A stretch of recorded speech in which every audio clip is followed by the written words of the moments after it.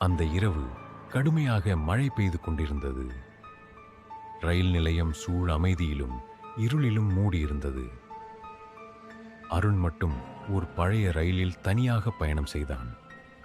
ரயிலில் நிசப்தம். எல்லோரும் தூங்கிக் கொண்டிருந்தனர். திடீரென்று அவன் பக்கத்தில் யாரோ உட்காரும் சத்தம் கேட்டது. திரும்பி பார்த்தான். ஒரு மூதாட்டி. ஆனால் முகமில்ல, நகங்களில் ரத்தம், ஒரு பயங்கர பார்வை. அருணின் மனது உறைந்து போனது. அருண் பயத்தில் எழுந்து நின்றான். யார் நீங்க என்று கத்தினான். அவள் மெதுவாக அவனை நோக்கி வர ஆரம்பித்தாள். தரையில் நடக்கவில்லை, தத்தளிக்க ஒரு ஜடம் போல. ரயில் ஒரு இருண்ட சுரங்கத்துக்குள் நுழைந்தது. வெளிச்சமில்லை, ஒளி இல்லை. திடீரென எல்லாம் அமைதி. அடுத்த நாள் பத்திரிகையில் வந்த செய்தி: அந்த ரயிலில் சென்றவர் காணவில்லை.